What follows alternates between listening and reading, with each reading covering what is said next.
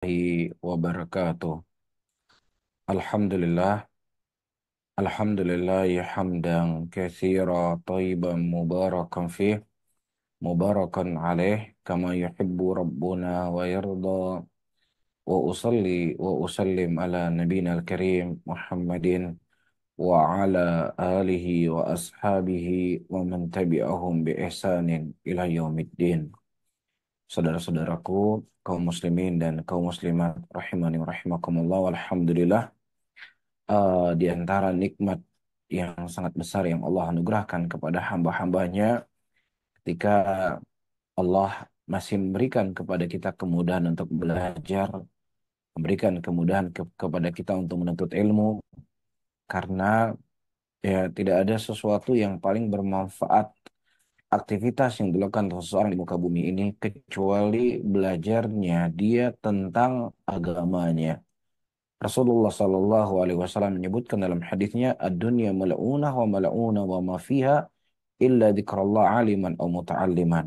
Dunia itu terlaknat dan terlaknat apa yang ada di dalamnya, kecuali orang-orang yang mereka berzikir kepada Allah dan orang-orang yang mempelajari ilmu dan mengajarkannya.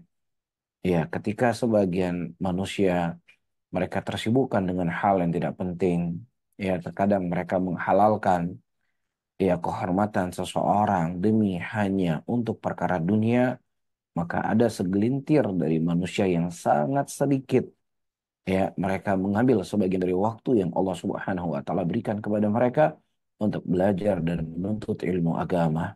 Sehingga kita berdoa dan memohon dan meminta kepada Allah Subhanahu wa taala agar kita digolongkan ya ke dalam golongan orang-orang yang dikhabarkan oleh Nabi sallallahu alaihi wasallam, khairukum man ta'allama al-Qur'ana wa 'allamah. Sebaik-baik kalian adalah orang yang mempelajari Al-Qur'an dan mengajarkannya. Walaupun pembahasan kita di malam hari ini bukan pembahasan terkait dengan Al-Quran secara langsung, akan tetapi pelajaran qawaidul fiqhiyah adalah salah satu wasilah, salah satu jalan supaya kita bisa lebih memahami ayat-ayat Quran, lebih memahami hukum-hukum Allah yang tentunya hukum-hukum Allah Subhanahu wa taala itu diambil dari Al-Quranul Karim dan hadis-hadis Rasulullah sallallahu alaihi wasallam. Para hadirin dan hadirat yang dimuliakan oleh Allah, pada pertemuan yang lalu kita sudah membahas satu kaidah yang sangat agung di dalam agama kita, wa dinu mabniun 'alal masalih fi jalbiha wa daril lil qaba'ih. Ya, atau kaidah yang lainnya, an-din mabniun 'alal jalbil masalih. Nah, bahwasanya agama ini dibangun untuk ya maslahat-maslahat dan untuk menghilangkan kemudaratan. Sebagaimana telah kita terangkan pada pertemuan yang lalu, tidak ada satupun syariat Allah Subhanahu wa taala kecuali di dalamnya pasti ada kebaikan. Dan tidak ada satupun dari larangan-larangan Allah kecuali di dalamnya pasti akan ada kejelekan kepada manusia itu sendiri. Walaupun dalam bab perintah ada perintah Allah Subhanahu wa taala yang maslahatnya itu besar. Walaupun ada sisi mudarat sedikit. Sebagaimana juga dalam perkara yang haram, ya perkara yang mudarat, ada sisi kejelekan. Di balik kejelekan tersebut ada sisi kebaikannya. Akan tetapi kebaikannya itu sangat sedikit dibandingkan ya kejelekan yang muncul dari perkara tersebut. Oleh karena itu, para ulama mereka menyebutkan bahwasanya akamu syariah yaitu berputar pada 5 poros. Pada poros yang pertama, seluruh perkara di dalamnya kebaikan, tidak ada sedikit pun di dalamnya kejelekan, nggak ada.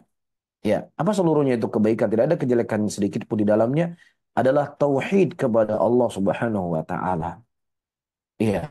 Kemudian yang kedua, di dalam perkara syariat atau hal yang disyariatkan oleh Allah Subhanahu wa taala, di dalamnya ya ada sisi kemudaratan. Akan tetapi mudaratnya itu sangat sedikit dibandingkan maslahat yang ada pada perkara tersebut. Ya, saya sebutkan contohnya misalnya jihad di jalan Allah. Ya, atau mungkin juga contohnya poligami.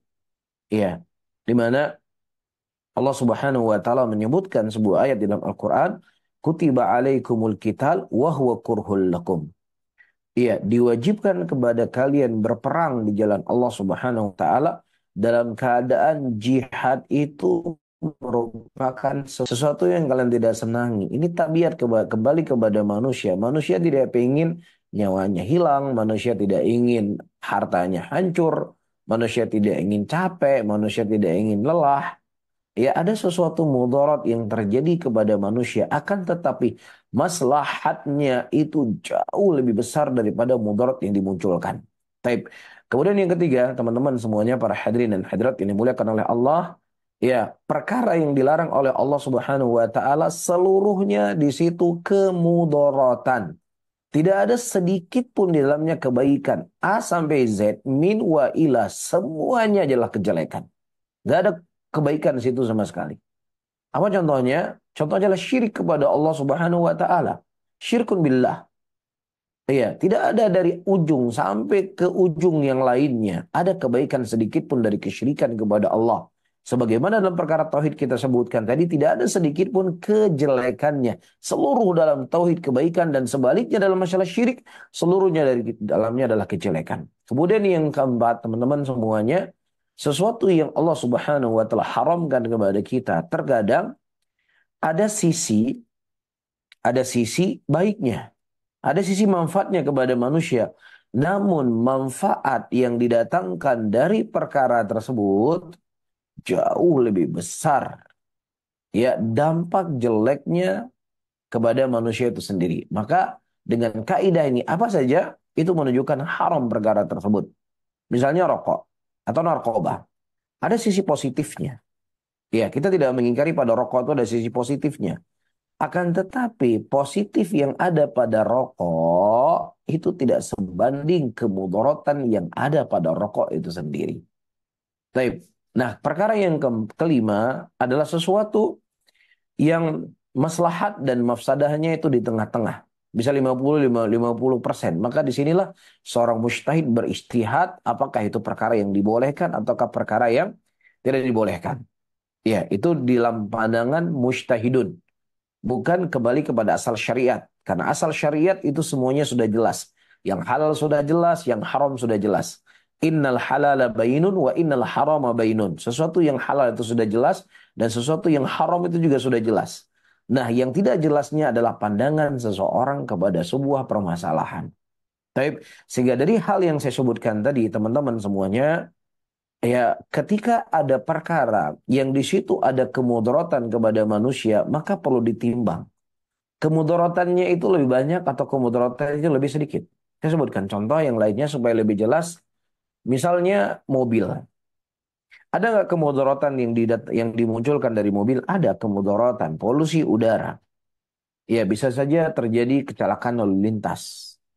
Ya, bisa saja mobilnya terbalik dan kemudian ya dia mati atau dia cacat.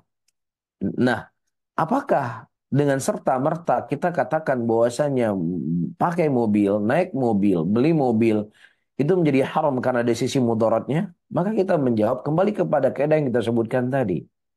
Iya, sesuatu perkara yang apabila maslahatnya itu jauh lebih besar dibandingkan mudarat yang muncul, maka tetap perkara tersebut adalah perkara yang dibolehkan, yang dibenarkan dalam syariat. Saya sebutkan contoh lagi, misalnya pabrik-pabrik. Dibangun pabrik A, pabrik B, pabrik C, pabrik C, dan pabrik D. Ya, nah di pabrik tersebut kemudian terjadi polusi udara, terjadi polusi lingkungan, dan lain sebagainya. Maka di sini ditimbang, ya, yang didatangkan, ya, yang mudaratnya lebih banyak atau maslahatnya lebih besar. Nah, ketika di sana ada maslahat yang lebih besar, maka ya Islam itu membolehkan perkara tersebut. Jelas ya para hadirin? Taib. Kemudian ya dari hal yang saya sebutkan tadi, maka ada kesimpulan. Ya, maslahat dalam pandangan Islam, ya, ketika maslahat itu dianggap oleh syariat sebagai maslahat. Taib. Dan mafsadah adalah sesuatu perkara yang dianggap oleh syariat itu mafsadah. Ya, ini jelek, ini haram, ini nggak boleh. Taib. Nah, ada perkara yang ketiga yang disebutkan oleh para ulama.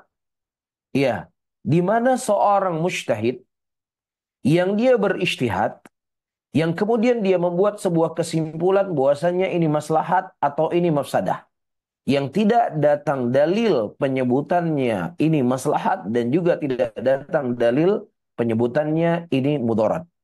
Atau istilah dalam para ulama fikih atau usul fikih atau qaidul fiqhiyah disebut al-maslah al-mursalah. Nah, apakah maslahat al-mursalah ini dianggap sebagai salah satu dari bagian pendalilan dalam sebuah perkara? Nah, para ulama merinci, kalau seandainya sebagian ulama dalam masalah ini, para ulama ada dua pendapat. Pendapat yang pertama, ulama itu tawakuf. Ya, sebagian mereka mengatakan kita tidak mengatakan ini dijadikan sebagai hal iktibar untuk mengambil sebuah hukum, boleh. Ya, dan mereka juga di sisi lain mereka juga tidak mengingkarinya. Jadi tawakuf mereka. Nah, sebagian para ulama yang lainnya yang memandang bahwasanya tidak ada maslahat dan mursalah karena segala sesuatu maslahat sudah datang nas dari Al-Qur'an dan As-Sunnah. Segala sesuatu mudarat sudah datang nas dari Al-Qur'an dan Sunnah Rasulullah sallallahu alaihi wasallam. Yang ada ya yang memandang bahwasanya perkara qiyas adalah sesuatu perkara yang dijadikan sebagai acuan di dalam memandang sebuah hukum, maka maslahat dan mursalah mereka kembalikan dalam permasalahan qiyas. Dan qiyas adalah bagian dari syariat hukum, pengambilan hukum ala qaul sebagian ulama yang memandang bahwasannya qiyas itu bukan sebagai hukum, maka para ulama yang menolak maslahat dan mursalah mereka mengatakan ini adalah perkara hukum, kembali kepada hukum asal. Apa hukum asalnya? Ya, nah perkara muamalah hukum asalnya adalah ibahah sampai datang dalil yang mengharamkannya. Nah, ketika tidak datang dalil yang mengharamkan, maka sesuatu itu menjadi halal. Taib ya. Ini sebagai pelengkap dari faidah yang kita sebutkan pada pertemuan yang lalu. Taib. Kemudian kita baca para hadirin dan hadirat yang dimuliakan oleh Allah Subhanahu wa taala.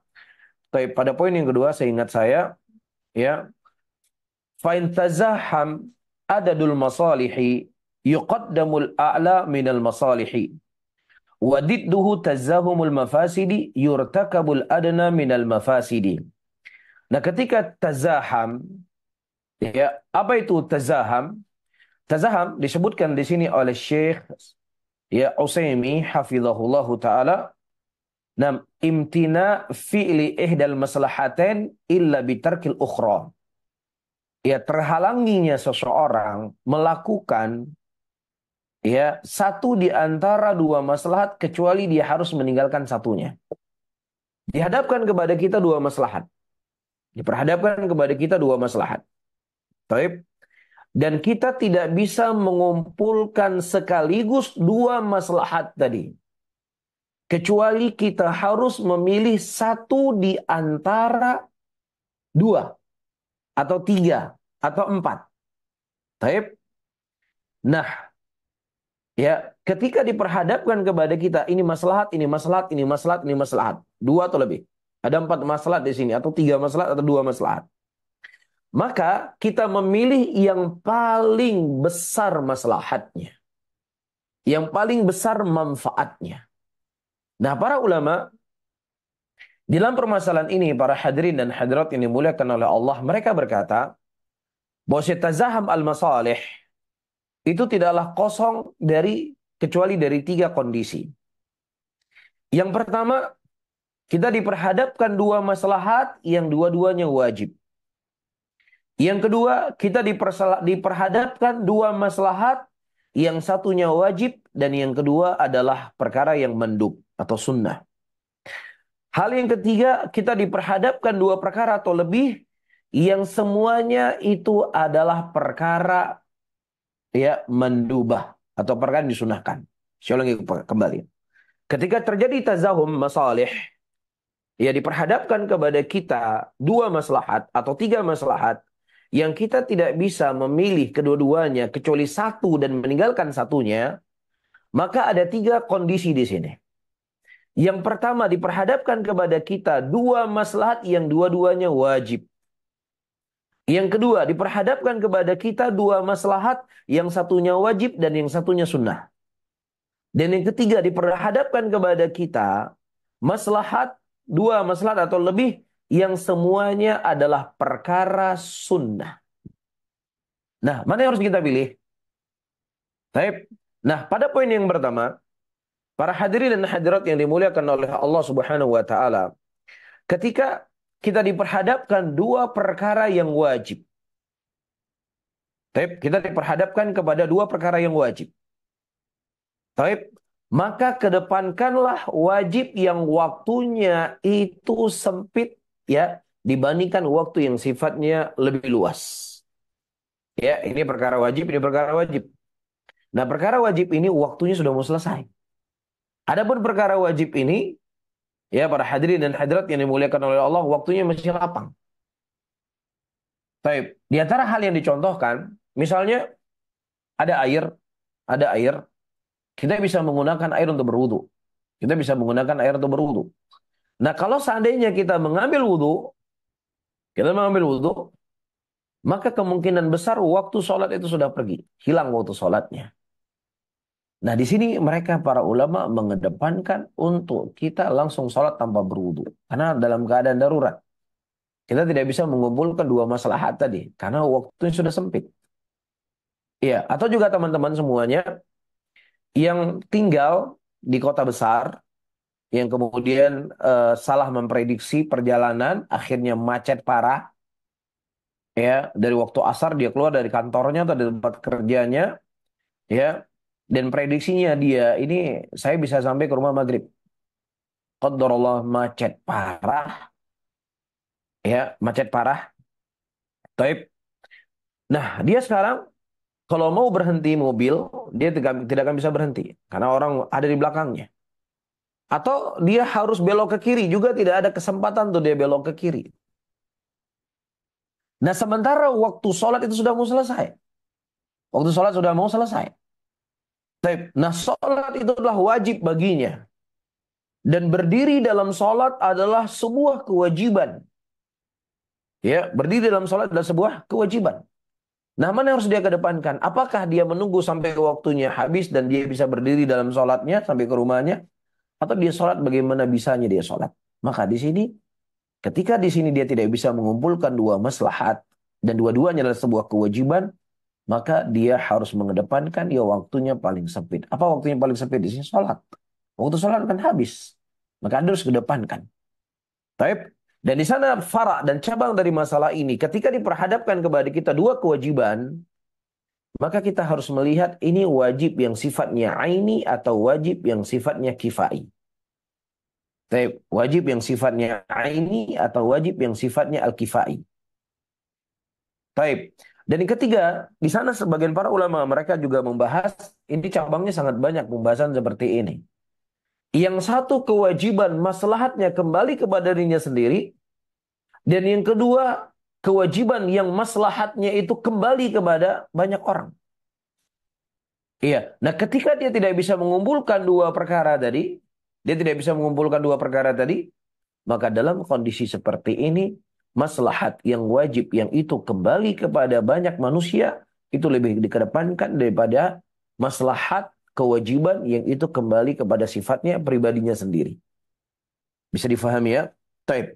Kemudian perkara yang kedua, teman-teman semuanya, apabila sesuatu perkara yang satunya wajib dan yang satunya sunnah. Taib. Dan dia tidak bisa mengumpulkan di antara perkara wajib dan sunnah ini, maka dia mengambil sesuatu yang sifatnya wajib dan dia meninggalkan sesuatu perkara yang sifatnya sunnah. Ya, dia mengambil suatu perkara yang wajib dan dia meninggalkan perkara yang sunnah. Ini hukum asalnya.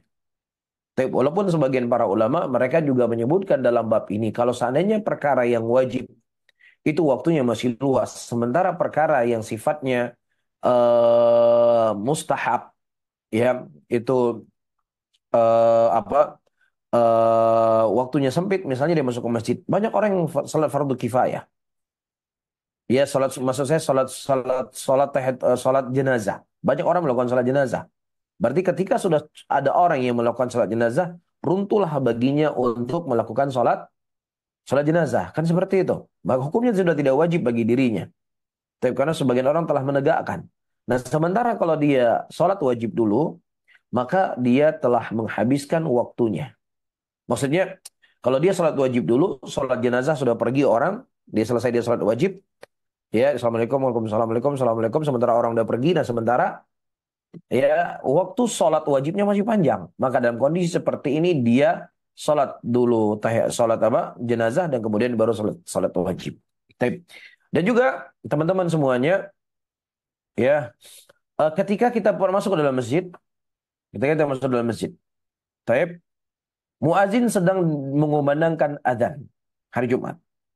Nah sementara ya khotib tentunya sudah duduk di atas mimbarnya. Nah kita menunggu muadzin mengumandangkan adzan selesai, ya baru setelahnya kita sholat tahiyatul masjid, atau kita langsung sholat tahiyatul masjid tanpa menjawab ucapan muadzin, ya kemudian kita bisa mendengar khatibul Jum'ah dalam berkhutbah.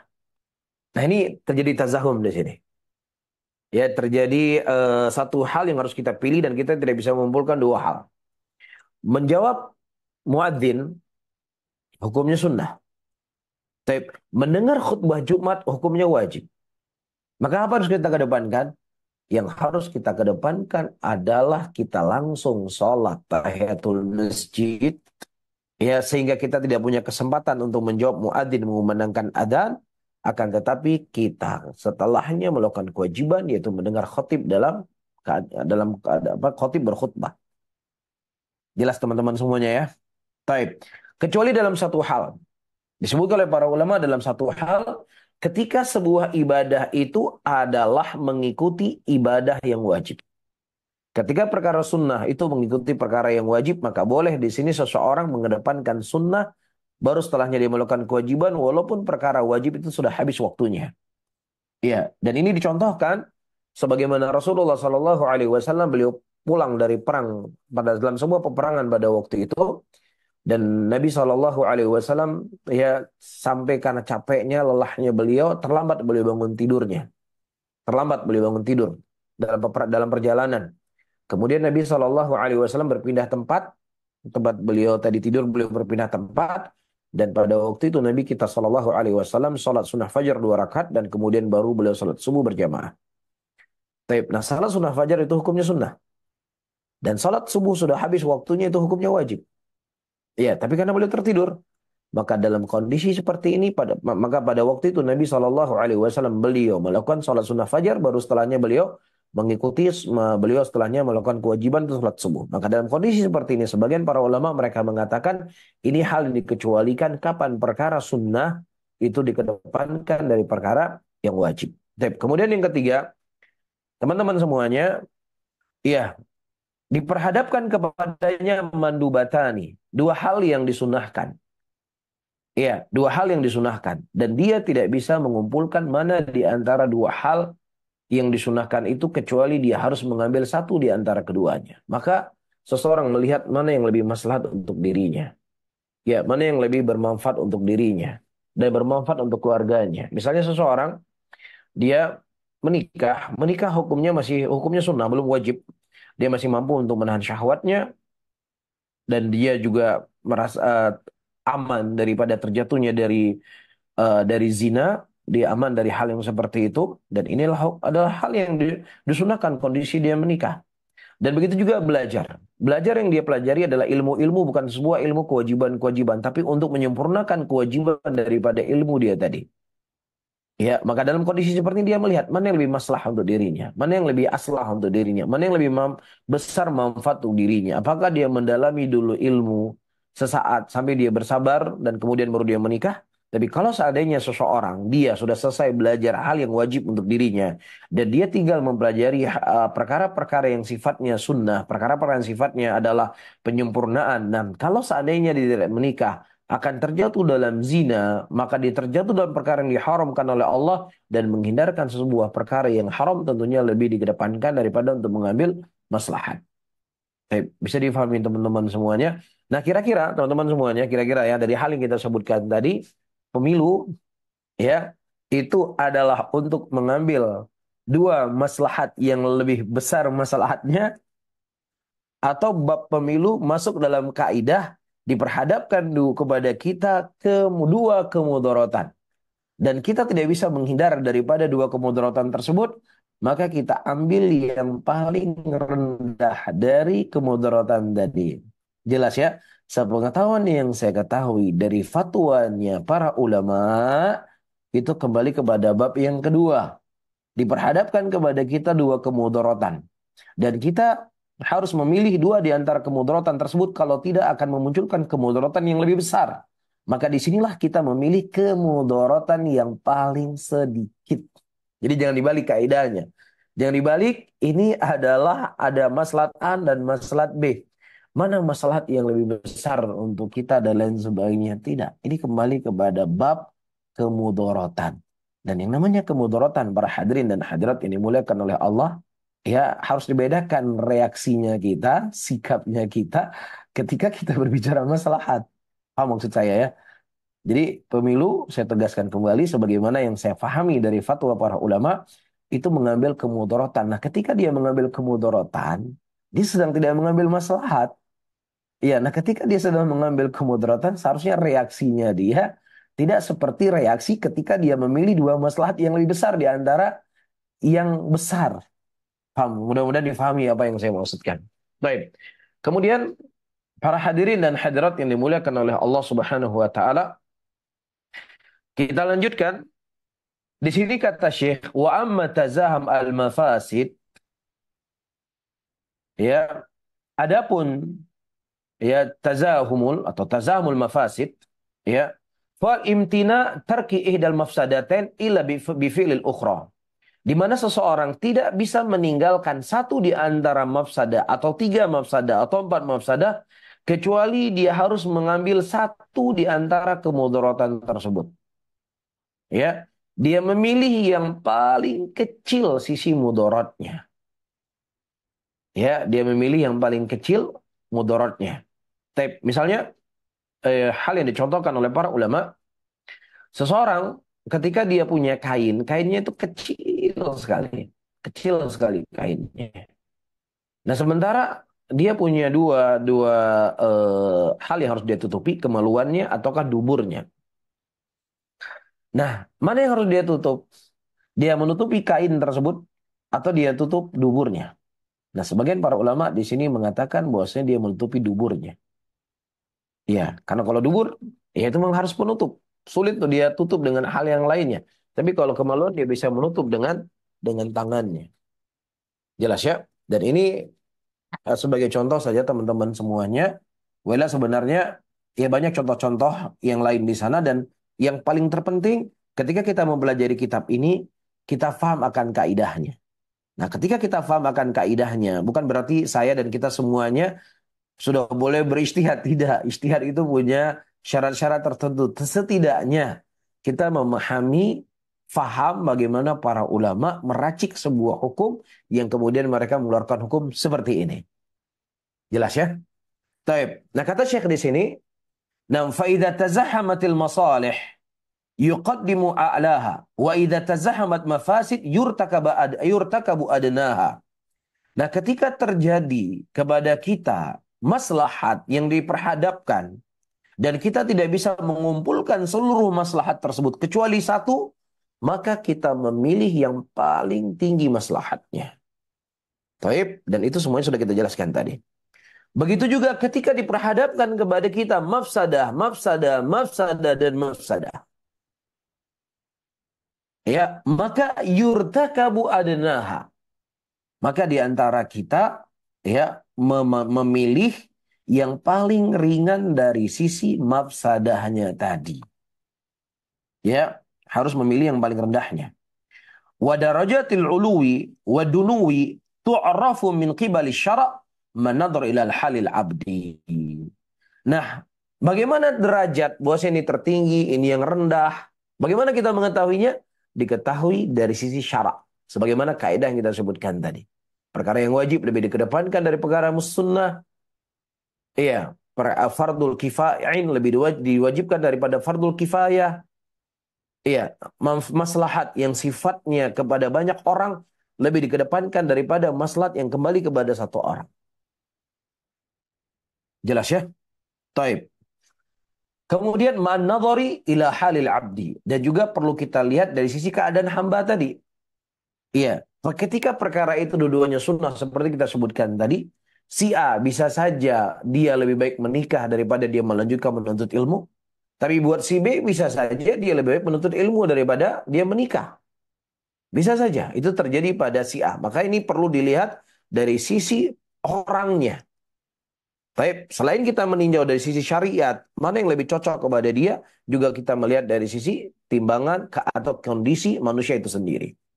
Kemudian kata Syekh, wa idza waqal izdiham bainal masalih wal mafasid. Nah, tadi kita membahas antara maslahat dengan maslahat. Diambil yang paling tinggi maslahatnya. Nah, ketika sekarang, kemudian kita juga sudah bahas antara mafsadah dengan mafsadah. Diambil yang paling ringan mafsadahnya. Nah, sekarang diperhadapkan kepada kita antara maslahat dan mafsadah. Apakah kaidah adarul mafasid muqaddam min jabil manafi'? Apakah menghindarkan kemudorotan itu lebih diutamakan daripada mengambil maslahat? Maka kaidah ini butuh rincian. Kaidah ini bukan digunakan secara mutlak. Karena kalau kaidah ini difahami secara mutlak teman-teman semuanya, adar mafasid muqaddam min jabil masalih, maka kita nggak boleh lagi naik mobil. Ya, karena mobil itu ada mafsadahnya, terjadi polusi, terjadi kecelakaan, menabrak orang, ada mafsadahnya.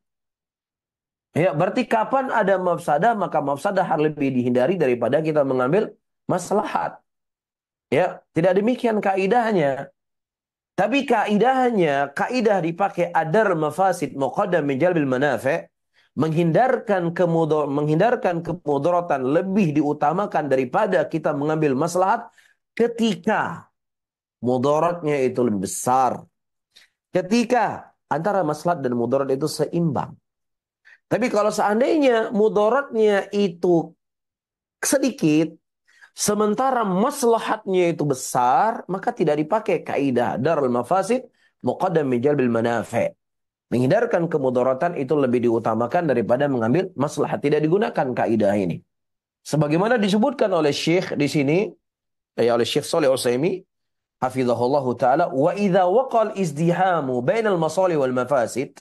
Nah, ketika terjadi izdiham, kita sudah menjelaskan tadi, ya, antara maslahat dan mafsadah, fa in rajahat ihdahuma 'alal ukhra quddimat rajihah. Nah, ketika lebih di antara kedua ini mana yang lebih roji, yang lebih kuat, yang lebih besar maslahatnya dalam maslahatnya, maka dikedepankan maslahat tadi. Tapi kalau seandainya ketika ditimbang ternyata mudaratnya yang lebih besar, maka ya dia hindarkan kemudaratan tersebut dan walaupun dia tidak mengambil maslahat. Kemudian kata Syekh, wa in tasawatil maslah wal mafsadah. Nah, ketika kemudian terjadi maslahat dan mafsadah seimbang antara maslahat dan mafsadah, maka dalam keadaan seperti ini fahaina idzin yuqal, maka dalam kondisi seperti dikatakan daf'ul mafasid muqaddamun ala jalbil masalih. Menghindarkan kemudaratan itu lebih dikedepankan daripada mengambil maslahat. Jelas teman-teman semuanya, saya ulangi kembali. Kapan kaidah darul mafasid muqaddam min jalbil manafi' atau min jalbil masalih? Ketika mudarat yang ada itu jauh lebih besar daripada maslahat, atau ketika maslahat dan mafsadah itu seimbang, maka menghindarkan kemudaratan itu lebih baik daripada untuk mengambil maslahat. Dan hadis-hadis dan pendukungnya sangat banyak sekali dari Nabi kita Muhammad sallallahu alaihi wasallam. Para hadirin dan hadirat ini dimuliakan oleh Allah, di antaranya kisah seorang badui yang kencing di pojok masjid. Kisah Nabi Shallallahu Alaihi Wasallam, beliau membuat perjanjian di Hudaybiyah dan kemudian beliau kembali tidak jadi masuk ke Mekah karena dikhawatirkan untuk menjaga nyawa manusia. Dan juga Nabi Shallallahu Alaihi Wasallam pada waktu fase Mekah beliau tidak berperang, beliau bersabar, ya tidak melawan orang musyrikin karena untuk menghindarkan kemudaratan yang lebih besar. Ya, daripada hanya untuk mendapatkan maslahat yang mana maslahat itu masih sangat sedikit atau maslahatnya itu masih ngawang-ngawang. Maslahatnya belum jelas maslahatnya. Jelas ya teman-teman semuanya? Taib. Kemudian, ya, kalau seandainya, saya tegaskan kembali, kalau seandainya kaidah adar mafasid muqaddam min jalbil masalih itu difahami secara mutlak dalam segala keadaan, maka tentunya tidak akan ada jihad. Jihad ada mudaratnya atau tidak? Ada mudaratnya pada jihad. Akan tetapi di balik jihad itu ada maslahat yang besar. Ada meninggal muslimin di situ. Ada harta muslimin hilang di situ. Ya, ada perempuan-perempuan akan menjadi janda di situ. Ada mudaratnya, ada mudaratnya. Akan tetapi maslahat yang datang dari jihad itu lebih rajihah dibandingkan mudarat yang dimunculkan. Nah, ini hal yang harus difahami. Ya, jadi sebuah kekeliruan ketika kita memahami kaidah daful mafasid muqaddamun ala jalbil masalih alal itlaqihi. Tapi sebagaimana dijelaskan oleh Syekh di sini, kata beliau, fahadil qa'idatul masyhurah, dan kaidah daful mafasid muqaddamun ala jalbil masalih adalah kaidah yang cukup populer, kaidah yang cukup masyhur. Mahalluha, maka kaidah ini dipakai dan digunakan idza izdahamat maslahah wal mafsadah, ketika diperhadapkan kepada kita maslahat dan mafsadah, walam tarjuh ihdahuma alal ukhra, dan kemudian tidak bisa dirojihkan satu dengan yang lainnya, ya, maka itu baru boleh digunakan. Jadi kalau seandainya seseorang merojihkan maslahatnya jauh lebih besar daripada mudaratnya, maka hal itu menjadi boleh dan kaidah ini tidak digunakan. Dan ini sebagaimana asyara ila dzalik al-Qarafi wa ghairuhu fa qaidatun khassatun bi mahal madhkur. Dan ini sebagaimana disyaratkan oleh Qarafi dan selain dari beliau, dan kaidah ini adalah kaidah yang khusus dan juga pada pembahasan yang kita sebutkan tadi. Tapi bukan dalam semua kaidah, bukan dalam semua keadaan. Kemudian para hadirin dan hadirat yang dimuliakan oleh Allah, dikatakan oleh Syekh di sini, wa tasawi al-maslah wal mafsadah wa bi'tibari nadharil mujtahid. Jadi adanya sisi kesamaan antara maslahat dan mafsadah itu bukan kembali kepada asal peletakan syariat. Tidak kembali kepada asal peletakan syariat. Akan tetapi itu adalah dari pandangan seorang mujtahid itu sendiri. Iya, karena manusia itu punya keterbatasan. Manusia tidak bisa menghukumi segalanya. Iya, manusia hanya bisa menghukumi sesuatu yang sifatnya terbatas. Baik, maka tidak ada cara dan jalan bagi kita ketika manusia itu punya pandangan yang terbatas terhadap sesuatu, maka yang harus menjadi ya pijakannya adalah Al-Quran dan Sunnah Rasulullah Sallallahu Alaihi Wasallam. Nah, ketika tersamarkan baginya mana dalil yang menunjukkan maslahat dan mana dalil yang menunjukkan mafsadah, tersamarkan bagi dirinya, bukan kembali kepada asal syariat, maka disinilah digunakan kaidah kita sebutkan tadi. Dan poin ini perlu untuk kita jelaskan. Ya, perlu untuk digarisbawahi apa yang disebut oleh Syekh di sini. Berarti jangan ada kesimpulan berarti syariat Allah ada yang jelas, ada yang nggak jelas, ya enggak. Syariat Allah secara hukum asal itu jelas dan gamblang. Innal halala bainun wa innal harama bainun. Yang halal itu jelas, yang haram itu jelas. Tetapi yang terkadang itu ya menimbang sisi maslahat dan mafsadah mana yang lebih besar, itu pandangan seorang mujtahid. Faqad dzakara ba'dul hudaq al-adhkiya min ahli al-ilmi imtina'u tasawi lil maslahat wal mafsadah, minhum Ibnu Al-Qayyim fil Ilam al-Muwaqqi'in wa mutajjahun bin nadhari ila khitab syara' fil maslah wal mafsadah. Dan ini sebagaimana disebutkan oleh Hudzaq. Hudzaq itu orang yang dalam ilmunya, orang yang pintar, orang yang cerdas. Dari kalangan para ulama bahwasannya tidak akan pernah ada maslahat dan mafsadah itu seimbang, nggak ada. Dari asal syariat itu nggak ada. Tapi ima di dalamnya adalah maslahat yang murni, atau dalamnya maslahatnya lebih besar dan mudaratnya kecil, atau di dalamnya ada sesuatu perkara yang mudaratnya dan mafsadahnya semua totalitas semua jelek, atau di dalamnya mudaratnya besar dan ada sedikit maslahat. Adapun setengah-setengah, maka itu pandangan seorang mujtahid tidak kembali kepada asal syariat. Jelas ya? Dan yang menerangkan masalah ini adalah Ibnu Qayyim rahimahullah dalam kitab beliau Ilamul Muwaqqi'in. Dan ini merupakan pandangan yang luas, pandangan yang hebat, pandangan yang bagus di dalam ya memahami khitab syara', dalam memahami Al-Quran dan Sunnah dalam maslahat dan mafsadah. Lakin alladhi yadhkurul jumhur ahli ilmi min wuqu'il tasawi fainum yuriduna bi tasawihima bin nadhar ila al-mujtahid. Akan tetapi ketika ada para ulama atau jumhur ulama Mereka menyebutkan ada sisi kesamaan antara maslahat dan mafsadah yang mereka maksudkan tidak kembali kepada asal syariat, tetapi yang mereka maksudkan itu kembali kepada mujtahid. Jadi, pendapat jumhur para ulama dan pendapatnya Ibnu Qayyim rahimahullahu taala zahirnya khilaf di antara mereka cuman khilaf lafzi, tidak sampai kepada khilaf yang sifatnya ma'nawi. Cuman sekedar bahasa saja. Baik. Kemudian kata Syekh, wa yu'lamu mimma taqaddama anna izdiham al-masalih wal mafasid lau maratib. Ya, atau thalatha maratib. Diketahui dari apa yang telah kita lewat bahwasannya ketika terjadi izdiham masalih dan mafasid, ya, maka baginya ada thalathu maratib, ada 3 tingkatan. Tingkatan yang pertama, al-martabatul ula tazahum al-masalih wa yuqaddimu a'laha. Ketika diperhadapkan kepada kita 2 maslahat, maka kita memilih yang paling besar maslahatnya. Ini yang pertama. Yang kedua, ini kesimpulan. Wal martabatu tsaniyah, tingkatan yang kedua, tazahumul mafasid. Diperhadapkan kepada kita 2 perkara yang mafsadah. Dan kita tidak bisa meninggalkan kecuali satu di antara keduanya. Wa yuqaddimu adnaha. Maka kita memilih yang paling ringannya. Yang ketiga, martabatu tsalitsa izdihamul masalih wal mafasid. Nah, ketika diperhadapkan kepada kita antara maslahat dan mafsadah, walau thalathu suwarin, maka dia ada 3 bentuk. Bentuk yang pertama, fasuratul ula izdihamuhuma marujahanil maslah fatuqaddimul maslahah. Ya, diperhadapkan kepada kita maslahat dan mafsadah, akan tetapi maslahatnya itu jauh lebih besar, maka dalam kondisi seperti ini dikedepankan maslahat. Wasuratu tsaniyah, surah yang kedua, diperhadapkan kepada kita izdihamuhuma marujahanil mafsadah.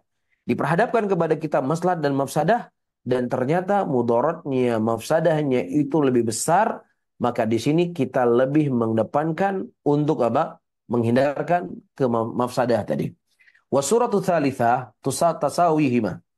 Ya tasawihima, sama antara maslahat dan mafsadah, fahaina idzin yuqaddimu dafal mafsadah ala jabil maslahah. Maka dalam hal yang seperti ini lebih dikedepankan untuk menghindarkan mafsadah daripada untuk mengambil maslahat. Bisa difahami teman-teman? Maka dengan berakhirnya ini, berakhirlah pembahasan kita tentang inna dina mabniun al masalih wa takmiluha wa daril mafasid wa taqliluha. Taib wa tazahum adadul masalihi yuqaddimul a'la minal masalih wa didduhu tazahumul mafasidi yurtakabul adna minal mafasidi. Taib, saya rasa bisa difahami apa yang kita jelaskan tadi. Kemudian kita masuk kepada pembahasan yang baru. Karena waktu kita masih ada 15 menit. Taib. Qala al-musannifu rahimahullahu ta'ala. Berkata musannif rahimahullahu ta'ala. Wa min qawaidit syari'ati at-taysiru fi kulli amrin nabahu ta'siru. Wa laysa wajibun bila iqtidari wala muharramun ma'attirari. Wa kullu mahdhurin ma'a dururah biqadrin ma tahtajuhu ad-dururah. Baik, Masya Allah. Ini juga di antara kaidah-kaidah kubro, di antara kaidah-kaidah besar yang diterangkan dan dijelaskan oleh para ulama. Dengan kita memahami kaidah ini, maka insya Allah akan banyak hal-hal dalam perkara agama itu akan menjadi jelas dan gamblang untuk kita.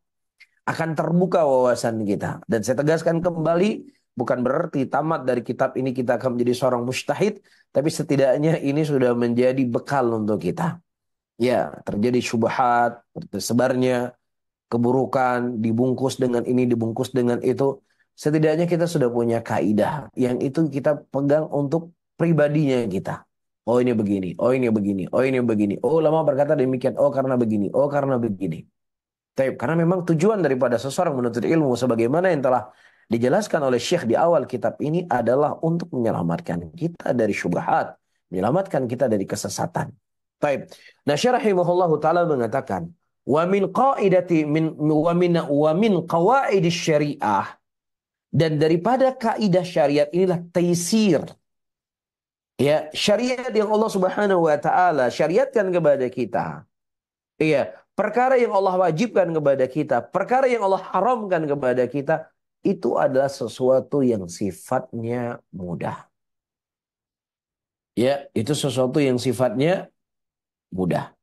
Makanya teman-teman semuanya, Allah Subhanahu wa taala ya menyebutkan pertama kali yang tersusun di dalam Al-Quranul Karim adalah dua namanya yang agung. Bismillahirrahmanirrahim. Dengan menyebut nama Allah yang Maha Pengasih lagi Maha Penyayang. Kemudian baru disebutkan tentang ayat-ayat. Di dalamnya ada ayat ahkam. Dalamnya ada kisah. Kisah orang-orang yang selamat. Kisah orang-orang yang mereka dibinasakan. Kisah orang-orang yang dihancurkan. Di dalamnya ada neraka. Di dalamnya ada surga Allah Subhanahu wa taala diceritakan oleh Allah dalam Al-Qur'an. Maka teman-teman semuanya, ya, apa yang Allah wajibkan kepada kita itu adalah bentuk rahmat dan kasih sayang Allah kepada kita. Ya, Allah tidak mengekang kita, Allah tidak membebani kita, tapi Allah memerintahkan kepada kita dengan perintah-perintah sebagai bentuk kasih sayangnya kepada kita. Begitu juga Allah Subhanahu wa taala melarang kita dengan larangan-larangan. Bukan di sini Allah Subhanahu wa taala ingin menyulitkan kita, tapi Allah Subhanahu wa taala melarang kita dengan larangan-larangan itu semuanya dibangun di atas Ar-Rahman, Ar-Rahim, Maha Pengasih dan Maha Penyayangnya Allah Subhanahu wa taala. Karena Allah tidak pernah memiliki sifat zalim. Wa anna Allah laysa bidzallamin lil 'abid. Dan Allah Subhanahu wa taala itu tidak pernah sama sekali mendolimi dari hamba-hambanya. Makanya di sini disebutkan wa min qawaidi syariati at-taisiru. Daripada kaidah di dalam agama itu adalah taisir. Fi kulli amrin. Setiap perkara. Ya, nabahu ta'siru. Yang itu adalah pengganti daripada sesuatu yang sulit. Allah nggak pernah menyulitkan. Sebagaimana akan dijelaskan di sini oleh Syekh. Taib. Kata Syekh di sini, dzakara an-nadhimu rahimahullahu taala qa'idatan ukhra min al-qawaidil al-manzumati. Dan Nadhim, yaitu Syekh Abdurrahman Sa'di rahimahullah, menyebutkan di dalam kaidah beliau yang lainnya, dalam kaidah manzumahnya beliau, wasarha, dan beliau terangkan bilafziha, dengan lafadznya, fi syarhi manzumatihi. Jadi Syekh Abdurrahman Sa'di rahimahullah, beliau punya matan yang sifatnya manzumah ini yang kita baca, dan beliau juga punya syarah terhadap kitab beliau sendiri. Dan kita tidak membaca syarahnya Syekh Abdurrahman Sa'di, tapi yang kita baca adalah kitab syarahnya Syekh Saleh Al-Utsaimin hafizahullahu taala. Nah, di dalam kitab beliau, beliau mengatakan at-ta'siru yajlibu taisir. Iya, kapan di sana ada kesulitan, maka disitulah Allah Subhanahu wa taala akan memberikan kemudahan. Perhatikan teman-teman. Jadi ada dua ibarah di sini. Ibarah yang pertama, bahwasannya agama itu hukum asalnya adalah mudah. Ya, ini ibarah yang pertama. Nah, ibarah yang kedua, ya, kemudahan itu datang ketika datang kesulitan. Nah, ketika tidak datang kesulitan, maka tidak akan ada kemudahan pada dirinya. Ini kan dua ibarah yang berbeda. Saya ingin menerangkan ini dulu. Tapi saya ulangi kembali. Iya, kayak ibarah yang pertama, asal dari peletakan syariat itu mudah. Tapi ibarah yang kedua, kemudahan itu didatangkan ketika datang kesulitan. Berarti ketika tidak datang kesulitan, maka tidak ada kemudahan di sana. Taib, ini dua ibarah yang berbeda. Taib, nah kita baca. Wa hadzal ladzi ikhtarahu ahsan min qawli ghairihi min al-fuqaha al-masyaqqah tajlibut taisir. Taib. Dan apa yang disebutkan oleh Syekh di sini, ayyuhal ikhwah rahimani wa rahimakumullah, yaitu lebih baik daripada ucapan seseorang yang mengatakan al-masyaqqah tajlibu taisir. Kesulitan itu akan, kapan ada kesulitan, maka disitulah akan datang kemudahan. Lianna ta'sir huwal warid fi khitab syara'. Karena kalimat ta'sir ini adalah kalimat yang datang di dalam syariat Allah. Kita sudah bahas tadi di awal kajian dulu kita di awal. Iya, menggunakan lafaz-lafaz syar'i itu lebih diutamakan dalam mengibarahkan sebuah kalimat tentang agama ini daripada kita menggunakan kalimatnya manusia. Taib. Nah, di dalam syariat, dalam khitab syara, dalam Al-Quran, Allah Subhanahu wa Ta'ala tidak menyebutkan dengan kalimat masyaqqah, kesulitan. Tapi Allah Subhanahu wa Ta'ala menggunakan kalimat at-ta'sir. Ya, kalimat at-ta'sir. Allah mengatakan dalam ayatnya, yuridullahu bikumul yusra wa la yuridu bikumul usra. Allah Subhanahu wa Ta'ala menginginkan kepada kalian kemudahan. Dan Allah Subhanahu wa Ta'ala tidak menginginkan kepada kalian kesulitan. Allah di sini menggunakan kalimat al-usra. Tidak menggunakan wala yuridu bikumul al-masyaqqah. Tapi Allah di sini menggunakan wala yuridu bikumul usra atau al-usr. Ya, maka takbir bil usri itu aula. Itu lebih utama daripada kita menggunakan takbir al-masyaqqah. Takbir al-masyaqqah. Kemudian kata Syekh, wa asan min hadha wa dhak. Dan yang lebih baik lagi dari kalimat al-masyaqqah tajlibu taysir, kalimat wa ta'sir, ya, at-ta'sir yajlibu taysir. Taib, ada yang lebih baik lagi dari dua kalimat ini. Apa itu? Nam, al-warid fi lafdil nabawi. Yang datang dalam lafad Nabi sallallahu alaihi wasallam, ad-dinu yusrun. Agama itu mudah. Jadi saya ulangi kembali, jadi ada tiga kalimat. Kalimat yang pertama, at-ta'sir tajlibu taysir. Kalimat yang kedua, masyaqqah tajlibu taysir. Nah, mana yang lebih baik? Orang mengungkapkan kalimat ta'sir tajlibu taysir atau al-masyaqqah tajlibu taysir, maka kita menjawab menggunakan kalimat at-ta'sir tajlibu taysir lebih utama daripada kalimat al-masyaqqah tajlibu taysir. Kenapa? Karena kalimat ta'sir ini ada penyebutannya dalam Al-Qur'an. Nah, sekarang ada satu lagi yang ketiga, yaitu kalimat ad-dinu yusrun. Agama itu mudah. Agama itu mudah. Nah, penggunaan kalimat agama itu mudah, maka itu lebih utama daripada kalimat at-ta'sir tajlibu taysir. Nah, apakah ini cuma perbedaan bahasa? Oh, ini bukan perbedaan bahasa, teman-teman semuanya. Jadi begini. Ya, ketika kita mengatakan at-ta'sir tajlibu taysir, bahwasannya asal dari agama itu sulit. Nah, ketika di sana datang kesulitan, ya, maka akan datang kemudahan. Ini satu hal. Hal yang kedua, hakikat daripada agama kita, hukum asal peletakan syariat dalam agama ini adalah mudah. Mudah. Nah, kapan di sana datang kesulitan yang mudah dipermudah lagi. Nah, itu dia. Ya, saya ulangi kembali. Asal dari peletakan agama itu mudah. Dan kapan datang kesulitan, maka dipermudah lagi. Itu bahasanya. Jadi bukan, ya, kemudahan itu datang dari sesuatu yang sulit kemudian menjadi mudah. Tetapi hukum asalnya dia adalah mudah. Ketika datang kesulitan, yang mudah dipermudah. Taib. Apa misalnya kita berpuasa. Berpuasa dari diterbit dari dikumandangkan adzan subuh sampai adzan maghrib. Itu mudah atau enggak? Itu mudah. Mudah itu. Enggak sulit. Buktinya ada orang yang masih belum balik, yang masih belum ada kewajiban syariat, ya, bisa berpuasa. Ya, ini mudah. Nah, kemudahan ini kapan datang kesulitan? Dimudahkan lagi oleh Allah. Ya, kamu safar. Yang mudah tadi tapi sulit buat kamu karena kamu safar. Ya sudah, boleh kamu buka puasa. Iya, yang mudah tadi tapi kamu sakit. Yang mudah itu nggak sanggup kamu lakukan. Ya sudah, kamu boleh berbuka puasa karena kamu sakit. Bisa difahami para hadirin? Nah, kata Syekh di sini saya ulangi kembali, wa ahsanu min hadza wadak.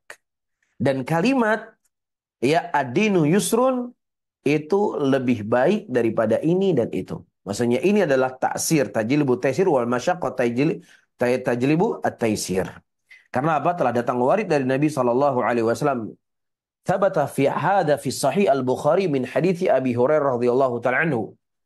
Ya, datang dari hadis Abu Hurairah yang dikeluarkan oleh Imam Bukhari di mana Nabi sallallahu alaihi wasallam mengatakan ad-dinu yusrun. bahwasanya agama itu mudah. Maka kata Syekh, fayusru asyari'atu amun. Ya, atau fayusru syari'ati amun. Maka kemudahan syariat itu sifatnya adalah mencakup dalam segala hal. Wala yaqtasiru ala halil usri. Kemudahan itu tidak hanya ketika seseorang mendapatkan kesulitan. Enggak. Asal agama itu memang sudah mudah. Dan kapan lagi didatangkan kemudahan? Ketika datang kesulitan yang mudah semakin dipermudah. Bukan hukum asalnya sulit dan kapan kesulitan itu diberikan kemudahan? Ketika datang kesulitan tidak. Baik. Fata'biru anil qaidah biqaulina adinu yusrun aula min ta'bir biqaulim al-masyaqqah tajlibu taysir au qaul musannif al-masyaqqah tajlibu taysir. Maka menggunakan kaidah ini dengan ucapan agama itu mudah itu lebih utama daripada takbir sebagian para fuqaha al-masyaqqah tajlibu taysir atau ucapan musannif al-masyaqqah tajlibu taysir. Ini sebenarnya bukan masyaqqah yaitu at-ta'sir tajlibu taysir. Itu yang benar, mungkin ada salah cetak dari kitab yang kita baca. Nah, wallahu taala a'lamu bishawab. Mungkin ini yang bisa kita sampaikan teman-teman semuanya pada kajian kita di malam hari ini. Mudah-mudahan bermanfaat untuk saya sendiri dan juga kepada antum semuanya. Dan saya berharap ada hal yang kita diskusi dari pertanyaan yang kita dari hal yang kita bahas yang berketerkaitan dengan pembahasan kita di malam hari ini. Wallahu a'lam bishawab. Barakallahu fikum wa jazakumullahu khairan. Baik, Wafikum warahmatullahi wabarakatuh atas penyampaian ilmunya kepada kami semuanya. Semoga namanya bermanfaat untuk kita semua dan bisa kita terapkan dengan baik dalam kehidupan keseharian kita. Baik, di sini kita masuk kepada sesi tanya jawab. Silakan kepada para ikhwah dan akhwat yang langsung pada Ustadz bisa menekan tombol presentnya. Kemudian yang ingin dibacakan pertanyaannya bisa dikirimkan kepada kami melalui kolom chat. Baik, di sini sudah ada pertanyaan dari salah satu ikhwah. Baik, Nah, coba silakan. bacakan pertanyaannya. Assalamualaikum warahmatullahi wabarakatuh. Waalaikumsalam warahmatullahi wabarakatuh. Barakallahu fiik. Izin bertanya mengenai kaidah untuk mengambil hal yang mudaratnya lebih kecil dibandingkan dengan yang maslahatnya lebih besar. Misal untuk hal-hal di luar kekuasaan ilmu kita. Kalau kita tidak bisa melihat apakah mudarat yang akan terjadi karena minimnya ilmu kita. Misal untuk urusan besar di luar kekuasaan kita. Seperti contoh yang tadi Ustadz sebutkan pemilu. Apakah bila kita tidak berbuat apa-apa, tidak memilih, apakah itu salah atau dan berdosa? Mohon pencerahan dari Ustadz. Jazakumullah khairan. Baik, para hadirin dan hadirat yang dimuliakan oleh Allah Subhanahu wa taala, kita di dalam agama ini sudah ada tuntunan-tuntunan yang diajarkan oleh para ulama kita. Baik. Nah, di antara tuntunan yang kita diajarkan dengannya adalah bertanya kepada ahlinya ketika kita tidak mengetahui sesuatu perkara. Apalagi perkara tersebutlah perkara-perkara yang besar. Ya, kita tidak punya ilmu untuk berijtihad tentang perkara-perkara yang besar tersebut. Dan juga kita tidak dibebani oleh Allah Subhanahu wa taala dengan minimnya ilmu yang kita punya untuk membahas dan ya beristihad ya dengan ilmu kita yang minim tersebut, kemudian kita menentukan demikian demikian. Inilah sebuah metode yang salah dan ini sebuah metode yang keliru. Allah Subhanahu wa taala mengatakan dalam Al-Qur'an, "Idza ja'u amrun minal amni awil khaufi adza'u bih."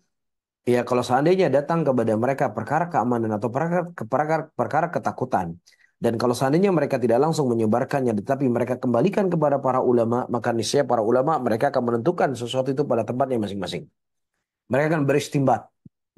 Ya, ini cocoknya begini, ini cocoknya begini, ini cocok begini, dan cocoknya begini. Ya, ini hal yang perlu untuk kita ketahui sebagai seorang thalibul ilmi. Ya, jangan sampai kita mengedepankan diri kita di depan para ulama kita. Kemudian yang kedua, teman-teman semuanya, sebagaimana kita ketahui bahwasanya dalam masalah pemilu, memang ada perkara yang memang diperselisihkan oleh sebagian para ulama kita, dan ini ala koridor ilmiah, ya, yang seseorang tidak boleh ta'assub dalam arti kata, ketika dia punya pendapat yang berbeda dengan pendapat gurunya, atau pendapat yang diyakini, kemudian dianggap orang itu hina, orang itu jumut, atau lain sebagainya. Atau sebaliknya, Seseorang yang dia memandang saudaranya yang lainnya dengan pandangan bermudah-mudah dan lain sebagainya, yang manhajnya lemah, akidahnya lemah dan lain sebagainya, maka ya ini tidak boleh kita sebagai seorang thalibul ilm memandang hal demikian ketika itu adalah perkara yang menjadi koridor ilmiah dalam pembahasan para ulama. Nah, seseorang menguatkan pendapatnya.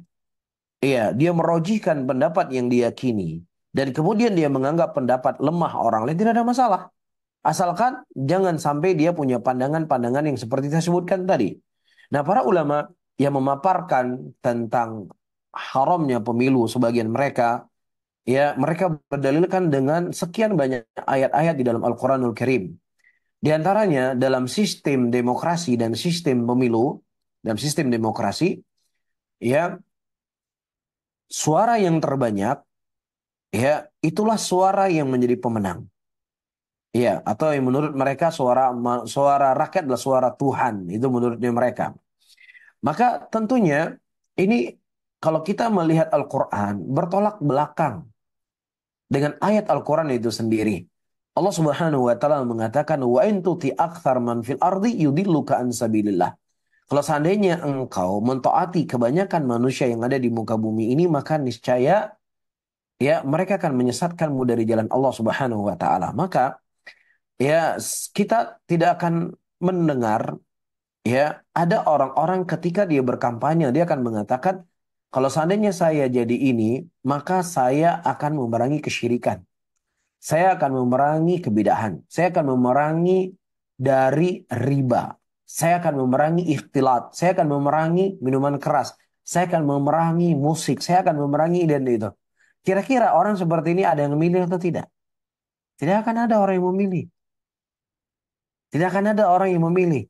Apalagi dia mengatakan kalau seandainya saya jadi presiden, saya jadi ini dan itu, maka wajib bagi laki-laki untuk sholat di masjid. Nggak boleh nggak sholat di masjid. Nggak boleh nggak sholat di masjid. Iya. Nggak ada orang berkampanye seperti ini. Nggak ada. Karena kalau ada sudah pasti kalah. Nah mau tidak mau, dia harus ya melakukan hal-hal yang membuat dia itu bisa diterima oleh banyak orang. Jadi kalau ke gereja ya, udah snapet-snapet sedikit lah di gereja. Ya kalau nanti di tempat vihara atau lain sebagainya, ya udahlah snapet-snapet sedikit atau lain sebagainya. Karena itu sesuatu yang harus dia lakukan untuk mengeraup suara. Jelas teman-teman semuanya. Dan ini jelas. Ya sistem yang ada dalam pemilu di mana saja. Dan jelas ini dan jelas-jelas juga bertentangan dengan Al-Quran. Wa in tuti akthar man fil ardi yudhilluka an sabilillah. Kalau seandainya engkau mentaati kebanyakan manusia, maka mereka akan menyesatkanmu dari jalan Allah Subhanahu wa taala. Perkara yang kedua, teman-teman semuanya, perkara yang kedua, ya, di dalam demokrasi, suara orang kafir, ya, ateis, nggak menyembah Allah, ya, kufur kepada Allah, itu sama suaranya dengan orang Muslim taat bertauhid kepada Allah Subhanahu wa taala. Nggak ada bedanya. Sama semua di mata orang-orang yang ya di mata dalam pandangan demokrasi. Sementara ini jelas bertentangan dalam Al-Qur'an. Allah Subhanahu wa taala mengatakan dalam ayatnya afanaj'alul muslimina kal mujrimin malakum kaifa tahkumun. Apakah kamu ingin menyamakan antara muslim dengan orang mujrimin? Gimana engkau menghukumi itu? Kata Allah. Ini hal yang dilarang dalam agama ini. Gak boleh menyamakan antara orang yang kafir dengan orang yang mukmin. Orang yang menyembah Allah, mentauhidkan Allah dengan orang yang menyembah selain Allah Subhanahu wa taala. Begitu juga teman-teman semuanya dalam demokrasi, suara Anda yang menghafal Al-Quran 30 juz, ya, Anda yang sudah menghafal sekian ribu hadis, ya, yang sudah duduk bertahun-tahun dengan ulama, ya, sama dengan suara orang gila di rumah sakit jiwa, nggak ada bedanya. Sama, sama dengan suara pemabuk, sama dengan suara penzina, sama dengan suara ya penyuka sesama jenis, sama, nggak ada bedanya. Ya, maka ini jelas bertentangan dengan Al-Quran. Apakah sama orang yang mengetahui dengan orang yang tidak mengetahui? Ya, ini diantara hujah-hujah yang digunakan oleh para ulama. Ya, diantaranya guru kami Syekh Muqbil rahimahullahu taala. Ya, beliau berpendapat demikian. Walaupun ada sebagian para ulama seperti saya katakan tadi, kita ya tidak menganggap para ulama, ya tentunya sangat lancang kita mengeluarkan para ulama dari daerah Ahlussunnah ketika mereka berbicara dalam koridor ilmiah. Akan tetapi seseorang menguatkan pendapatnya, silakan. Silakan dia menguatkan pendapatnya asalkan dia punya tanggung jawab di hadapan Allah Subhanahu wa taala. Iya, namun yang paling terpenting, siapa yang menang? Bagaimanapun cara menangnya, ya, maka kita sebagai seorang muslim, sebagai seorang yang bermanhajus salaf, telah datang nas dari Nabi kita sallallahu alaihi wasallam, ya, usikum bittaqallahi azza wa jalla wa sam'i wa ta'ah wa in ta'amara alaikum abdun habasyiyun. Ya, aku wasiatkan kepada kalian untuk mendengar dan taat kepada Allah Subhanahu wa taala, walaupun ya mendengar, walaupun yang memimpin kalian budak daripada budak Habasyi. Budak Habasyi, ya budak itu tidak boleh menjadi seorang pemimpin, orang yang merdeka. Tidak boleh memimpin orang merdeka. Dan budak juga dia menjadi pemimpin, kemungkinan dia melakukan kudeta. Dan mana kecurangan yang lebih besar daripada kudeta yang dilakukan. Tetapi bersamaan dengan itu, Nabi Shallallahu Alaihi Wasallam mengingatkan kita tetap taat dan patuh kepada pemimpin tersebut. Sehingga wallahu a'lam bishawab, para hadirin dan hadirat, tidak ada masalah untuk kita beristikharah, istikharah kepada Allah Subhanahu wa taala. Ya, cuman yang paling terpenting ya.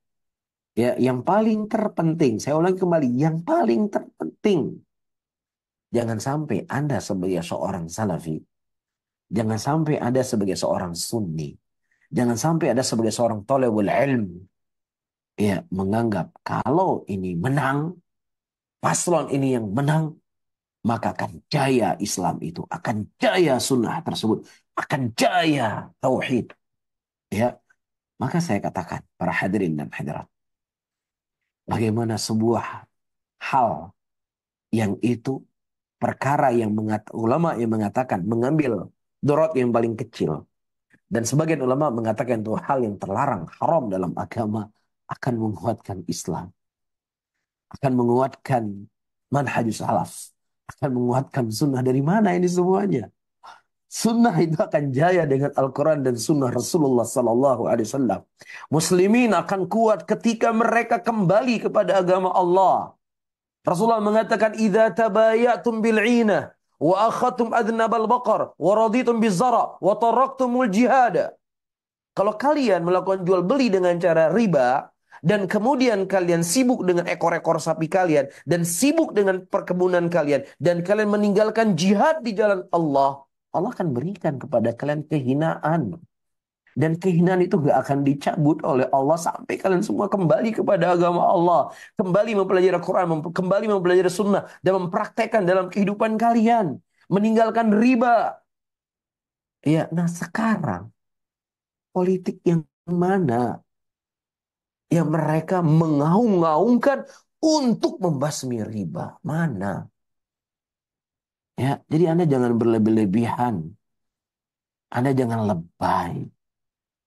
Ya, Islam, muslimin akan kuat dan kokoh dengan tauhid tegak.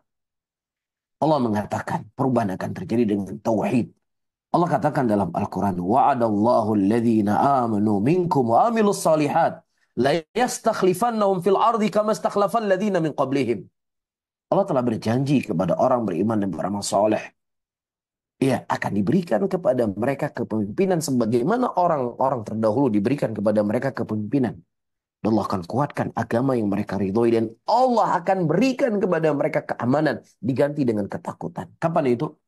Ya budunani la yusyriku bi syai'ah.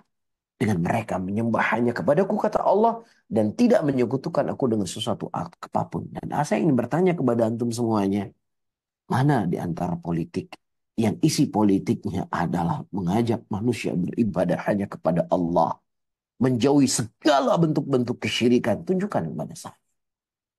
Ya, oleh karena itu ketika Anda berpandangan dengan pandangan politik, silakan. Tetapi jangan Anda menggunakan embel-embel Islam. Apalagi embel-embel sunnah. Apalagi embel-embel manhaj salaf.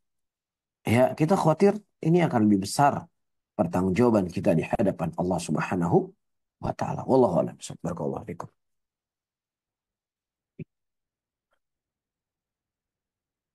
Jazakallah khairan Ustaz. Wa barakallahu fikum atas jawabannya. Kita lanjut ke penanya berikutnya. Ini sudah ada yang angkat tangan dari Ummu Amar. Kami silakan Ummu Amar bisa bertanya langsung kepada Ustaz. Iya, jazakumullahu khairan, Ustadz Agung. Assalamualaikum warahmatullahi wabarakatuh, Ustadz. Jazakumullahu Waalaikumsalam khairan warahmatullahi wabarakatuh. Baik, atas barakallahu fikum. penjelasan materinya hari ini. Semoga Allah Subhanahu wa Ta'ala memberikan perlindungan, keberkahan, kesehatan dimanapun Ustadz dan keluarga beserta tim berada. Amin. Ustadz, pertanyaan pertama adalah, bila di bulan Ramadan, Ustadz, kebiasaan di tempat kami ini ada yang memberikan satu grup online untuk memperbaiki bacaan tajwid. Ya. Yang jadi pertanyaan, apabila kami sudah cukup lancar membaca Al-Quran bersendirian, sudah mengenal hukum-hukum tajwid, walaupun masih ada kekurangan kiri kanan, apakah sebaiknya kita membaca Al-Quran sendiri untuk mencapai target misalnya khatam, atau bergabung dengan grup-grup yang misalnya untuk memperbaiki bacaan? Mohon nasihatnya, jazakumullahu khairan. Baik, Masya Allah, pertanyaan yang sangat bagus sekali. Tadi kita menyampaikan kaidah ketika diperhadapkan kepada kita dua maslahat. Ya, maka kita memilih yang paling maslahat di antara dua maslahat tersebut ketika kita tidak bisa mengumpulkannya. Nah, dari kasus yang ditanya oleh Ummu Ammar tadi, kalau misalnya dia, ya, seseorang tersebut, dia mengikuti kelas bacaan Quran dalam keadaan dia secara standar bacaan Qurannya sudah bagus, secara standar sudah bagus, tajwidnya dan lain sebagainya. Akan tetapi akan terluput dari dirinya apa itu? Banyak membaca Al-Quranul Karim. Taib. Nah, sementara bulan Ramadan adalah bulan Al-Quran. Ya, para ulama meninggalkan amalan-amalan yang sifatnya ta'adi. Sifat-sifatnya adalah memberikan manfaat kepada banyak orang. Yang secara hukum asal, amalan yang memberikan dampak kepada banyak orang dikedepankan. Tetapi dikhususkan di bulan Ramadan. Karena bulan Ramadan adalah bulan qiraatul Quran. Memperbanyak membaca Quran. Sebagian para ulama, Al-Imam Syafi'i, khatam Al-Quran sebanyak 60 kali dalam bulan Ramadan. Maka tentunya dalam kondisi seperti ini, dengan memperbanyak membaca Al-Quran, ya itu lebih baik. Tapi kalau seandainya tidak mengganggu, ya untuk dia juga memperbanyak baca Quran, maka kalau dia bisa mengumpulkan dua kebaikan, maka lebih baik. Tapi kalau dia tidak bisa mengumpulkan dua kebaikan tadi, maka dia memilih mana yang lebih maslahat. Dan yang paling bermaslahat di bulan Ramadan adalah memperbanyak membaca Al-Quranul Karim. Wallahu a'lam bishawab. Masya Allah. Ya Ustadz, jazakumullahu khairan. Pertanyaan kedua Ustadz.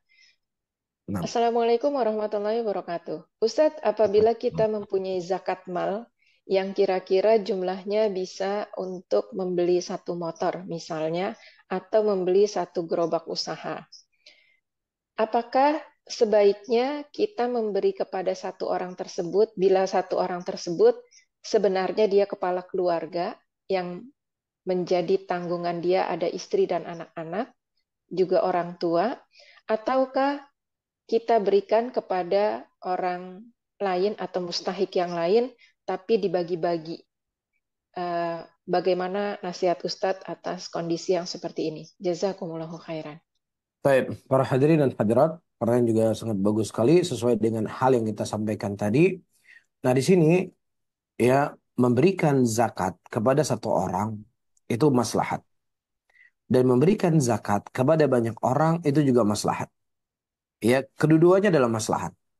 Nah, kalau seandainya di antara dua maslahat tersebut kita hanya bisa memilih satu maslahat, maka pilihlah yang paling besar maslahatnya. Ya, misalnya kalau kita memberikan uang yang cukup satu motor tadi, fulan, fulan, fulan, fulan, dan fulan. Ya, dan itu masing-masing mereka hanya bisa makan untuk sehari atau 2 hari. Ya, menambah menu makannya sehari atau 2 hari. Tapi kalau seandainya misalnya kita berikan kepada seseorang ya, yang kemudian dengan satu orang tadi dia bisa ya membeli kendaraan atau membeli gerobak untuk dia berjualan, untuk dia berniaga. Yang kemudian insya Allah dengan dia berniaga, ya orang ini tadi yang tadinya dia adalah orang yang berhak untuk menerima zakat, mudah-mudahan tahun depan dia akan menjadi pemberi zakat. Ya, dia bisa menjadi pemberi zakat. Maka wallahu a'lam bishawab, dohirnya ketika memang maslahat diberikan kepada satu orang dan tidak memudaratkan orang lain, tidak memudaratkan orang lain karena yang diberikan kalau terlalu banyak ya paling cukup untuk makan dan lain sebagainya. Kalaupun dia nggak diberikan dia nggak akan mati, dia tidak akan memudaratkan dia, paling akan berkurang tapi dia masih bisa hidup. Maka lebih baik untuk diberikan kepada satu orang dan kemudian bisa ia mengembangkan bisnisnya dan kemudian mudah-mudahan dia akan menjadi pemberi zakat ke depannya. Tapi kalau seandainya semuanya serba membutuhkan, kalau kita nggak berikan, semuanya nggak makan dan akan memudaratkan mereka, maka dalam kondisi seperti ini ya tentunya dibagi sama rata itu akan lebih baik. Tapi Allah alam bisawab. Ya, Masya Allah. Ya, Ustadz. Jazakumullahu khairan. Pertanyaan selanjutnya, Ustadz. Nah, Assalamualaikum warahmatullahi wabarakatuh. Ustadz, apabila kami yang sudah tua-tua ini, Ustadz, nah, misalnya kami sanggup membeli buku kitab-kitab untuk majelis kami, Ustadz. ya, Tetapi daya baca kami ini rendah banget, Ustadz. nah. Apakah sebaiknya tetap membeli dan kita berusaha untuk membaca, atau kalau memang sebenarnya ini misalnya usianya udah lanjut banget, Ustadz, kita nggak beli tapi beliin orang lain. Jadi daripada kita beli nggak dibaca, kita beliin orang lain. Nah, untuk yang seperti ini, Hmm. bagaimana nasihat Ustadz? Jazakumullahu khairan. Baik. Nah, masya Allah teman-teman semuanya, ada sebuah hadis dari Nabi Shallallahu Alaihi Wasallam. Nah, idza mata ibnu Adam, ketika meninggal seorang anak manusia, maka akan terputus seluruh amalannya, kecuali tiga perkara. Di antara tiga perkara tersebut adalah doa anak yang soleh yang mendoakan kebaikan untuk dirinya. Taib.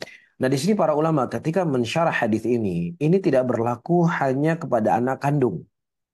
Ya, tetapi berlaku mutlak. Siapa saja yang seseorang menjadi sebab anak itu menjadi soleh, ya, dengan harta yang dia punya, dia disekolahkan anak tersebut, dia masukkan ke pesantren, dia hafalkan Al-Quran, dia berikan fasilitas, ya, agar dia bisa belajar, agar dia bisa menuntut ilmu, maka tentunya masuk dalam hadis ini walaupun itu bukan ibu kandungnya sendiri. Walaupun itu bukan ayah kandungnya sendiri. Dan ini merupakan bentuk dari kemudahan yang Allah Subhanahu wa taala berikan kepada orang-orang yang memang tidak diberikan anak oleh Allah, atau orang-orang yang mereka sudah punya anak dan anaknya sudah sekolah semua di sekolah umum semuanya, nggak ada yang belajar agama dan lain sebagainya, maka masih terbuka kepada kita kesempatan.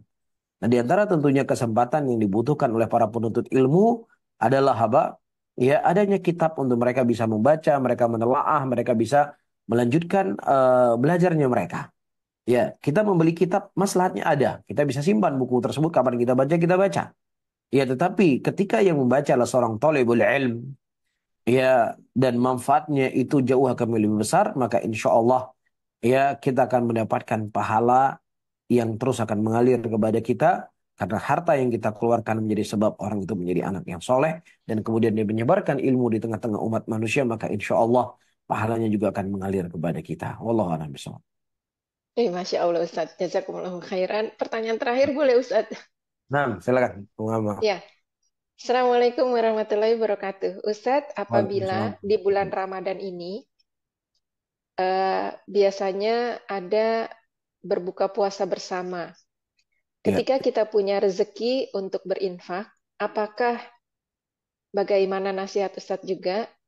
Sebaiknya kita memberikan untuk buka puasa bersama, ataukah kita infakkan kepada, misalnya kita tahu ada orang-orang yang tidak mampu, tapi perorangan misalnya kita berikan kepada mereka, silakan untuk buka puasa atau yang lainnya.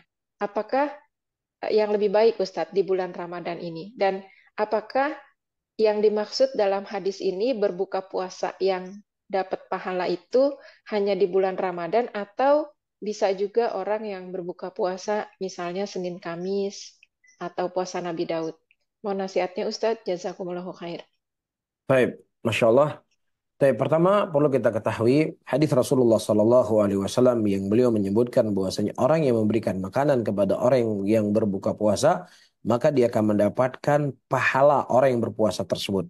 Dan dohirnya wallahu alam bisawab hadis ini adalah mutlak.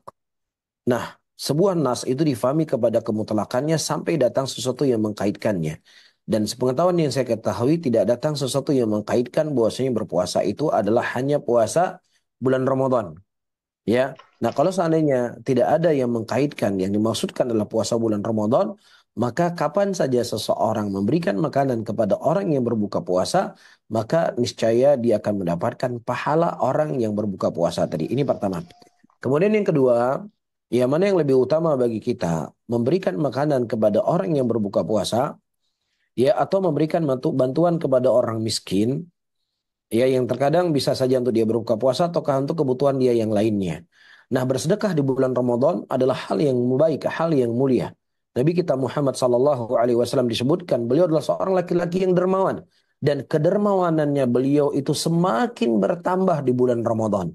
Dan kedermawanannya beliau bukan hanya dalam bab untuk memberikan makanan orang berbuka puasa, tapi dalam segala pintu-pintu kebaikan. Ya, maka tentunya dalam hal seperti ini kita bisa menjamak ada harta yang memang kita berikan kepada fakir miskin, kepada orang yang membutuhkan, apakah untuk dia berbuka puasa, apakah dia mungkin untuk modal dia bekerja dan lain sebagainya. Ya, atau dan juga kita bisa memberikan sebagian daripada harta kita kepada ya tempat-tempat yang di situ orang berbuka puasa, ya tapi usahakanlah carilah tempat-tempat yang memang di sana kurang makanan. Ya terkadang kalau kita memberikan makanan kepada apalagi di komplek-komplek perumahan-perumahan yang makannya terlalu melimpah ruah. Ya sudah makanan banyak, orangnya terlalu banyak diet lagi. Nah akhirnya kita khawatir makanan kita nggak termakan. Ya maka carilah tempat-tempat yang memang makanan kita itu sangat berharga buat mereka.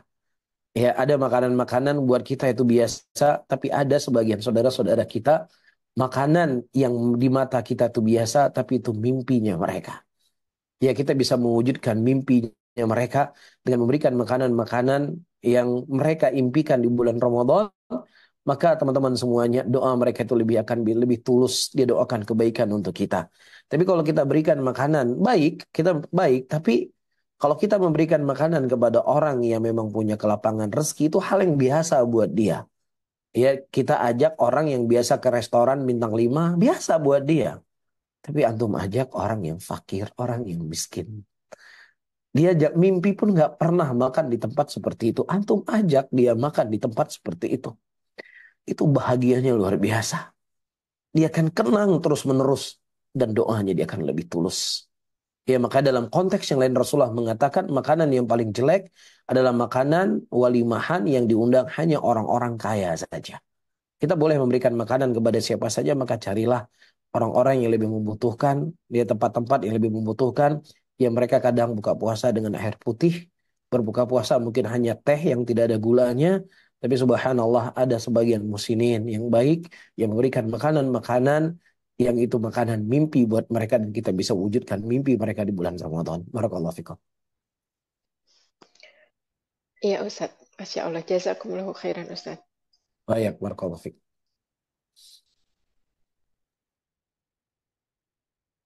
Baik, jazakallah khairan wa barakallahu fiik. Terima kasih Ustaz atas jawabannya. Masih boleh Ustaz untuk bertanya? Nah, silakan Saudara Agung. Baik, ada pertanyaan dari salah satu jemaah. Baik, namanya berkata, Assalamualaikum warahmatullahi wabarakatuh. Semisal apabila kita sedang sholat subuh atau ingin melaksanakan sholat subuh dan sebelumnya sudah buang air terlebih dahulu, akan tetapi ketika ingin sholat muncul rasa ingin buang air lagi, sementara waktu sholat subuh sudah mendekati batasnya atau ingin habis. Bagaimana perkara itu seharusnya dilakukan? Mana yang akan didahulukan? Baik, para hadirin dan hadirat yang dimuliakan oleh Allah Subhanahu wa taala, datang nas dari Nabi kita sallallahu alaihi salatu wasalam yang dimana disebutkan oleh Nabi kita sallallahu alaihi wasallam tidak ada salat bagi orang yang mereka apa? Yang mereka menahan air besar dan menahan air kecil. Kalau seandainya memang sakitnya cuma sedikit dan tidak memberikan pengaruh besar dalam salatnya, ya maka dia lanjut sholatnya. Tapi kalau seandainya itu bisa menghilangkan fokus dia untuk sholat, bisa buyar sholatnya dan lain sebagainya, maka di sini dia membuang hajat itu lebih dikedepankan. Di antara penguatnya, Rasulullah Shallallahu Alaihi Wasallam menyebutkan bolehnya seseorang makan, ya ketika makanan sudah dihidangkan dan boleh dia tidak ke masjid. Ya, jadi pas kebetulan mau dikumandangkan adzan, pas dihidangkan makanan. Nah, bagi laki-laki berjamaah di masjid hukumnya wajib, ala qaul sebagian para ulama. Ya, akan tetapi dalam kondisi seperti ini Nabi Shallallahu Alaihi Wasallam lebih mengedepankan untuk dia makan daripada dia untuk pergi ke masjid. Jelas ya? Tapi wallahu taala alam bisawab, maka ini kita wallahu alam kita masukkan dalam keadaan darurat. Ya, yang mana kewajiban sholat adalah sesuatu yang memang harus dia lakukan di waktu yang tepat dan jangan sampai buang waktunya. Tetapi dalam kondisi lain, kalau dia tetap lanjut sholat, maka dia tidak bisa fokus apa yang dia baca karena sesak kencing tadi dan kesak air besarnya. Maka di sini dia mengedepankan membuang hajatnya. Wallahu a'lam bishawab.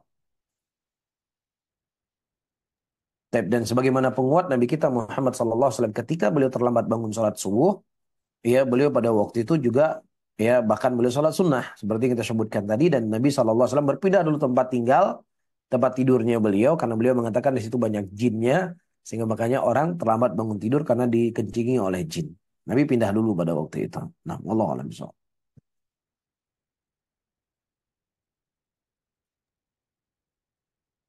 Baik, jazakallah khairan wa barakallahu fiik. Terima kasih Ustaz atas jawabannya. Dan satu pertanyaan terakhir, Ustaz, mungkin. Silakan Ustaz Agung. Apabila seseorang melakukan perjalanan safar jarak jauh dan belum mendapatkan kesempatan untuk bisa melaksanakan sholat sementara waktunya sudah masuk karena berbagai alasan, mungkin belum bisa berhenti atau di atas kendaraan seperti pesawat yang tidak ada tempat sholat atau di kendaraan yang lain, dan masuk waktu sholat berikutnya. Kemudian dia sholat jamaah takhir kurang lebih seperti itu. Nah, mana yang dia dahulukan? Sholatnya di waktunya sudah masuk atau sholatnya yang tertinggal di waktu sebelumnya sudah terlewat? Karena sebagian kaum masih banyak bingung, ataupun misalkan sholat asar terlewat masuk waktu maghrib, kan nggak bisa dijamak. Nah, mana yang didahulukan, asarnya atau maghribnya? Baik. Nah, Masya Allah. Ya, jadi ada kaidah yang sudah kita baca tadi dan insya Allah akan kita jelaskan pada pertemuan yang akan datang. Walaysa wajibun bila iktidari wala muharramun ma'attirari. Tidak ada sebuah kewajiban ketika seseorang tidak punya kemampuan. Nah, dari antara kemampuan, di antara kewajiban yang harus dilakukan oleh seseorang ketika dia sholat adalah berdiri. Ya, wa qumu lillahi qanitin, kata Allah. Tegaklah, berdirilah engkau untuk Allah dalam keadaan kunut kepada Allah ketika sholat. Ya, sehingga dengan dalil ini para ulama mengatakan berdiri dalam sholat hukumnya wajib. Ya, rukun daripada rukun sholat. Nah, sementara kewajiban ini tidak mampu dia tegakkan karena perjalanan jauh, perjalanan pesawat yang tidak akan mungkin sampai dia ke badan negerinya. Maka dalam kondisi seperti ini dia sholat bagaimana mampu dia sholat. Dia sholat duduk, dia duduk. Ya, kalau memang dia tidak mampu untuk berdiri, dia sholat dalam keadaan duduk. Dan jangan sampai dia sampai kepada tempat waktu yang mana ya dia tunggu sampainya besok misalnya. Nggak boleh. Dia harus sholat bagaimana mungkin dia bisa sholat. Kecuali kalau seandainya dia bergerak dari satu kota ke kota yang lainnya, yang dimana penerbangan ini akan sampai di kota tujuannya yang waktu sholat asar misalnya masih ada. Maka dalam kondisi seperti ini dia berniat dengan jamak takhir di waktu atau jamak takhir di tempat yang dia akan tiba nantinya. Tapi kalau seandainya dia tidak akan sampai di waktu sholat asar dan bahkan dia akan melewati asar tersebut, maka dia sholat di atas kendaraan sesuai dengan kemampuan yang bisa dilakukan karena tidak ada sebuah kewajiban ketika seseorang tidak mampu menjalankan kewajiban tadi. Wallahu a'lam bishawab. Baik Ustaz, jazakallah khairan. Terima kasih atas jawabannya Ustaz. Mungkin kita bukan pembacanya Ustaz karena sudah tidak ada yang masuk dan sudah tidak ada yang resen dari ikhwas semuanya. Mungkin ada pesan-pesan terakhir yang ingin disampaikan jika ada, silakan. Jazakallah khairan. Para hadirin dan hadirat dimuliakan oleh Allah Subhanahu wa taala.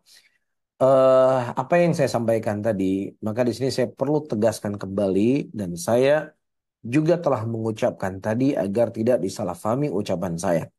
Pembahasan yang kita bahas tentang permasalahan pemilu adalah pembahasan ilmiah di kalangan para ulama kita.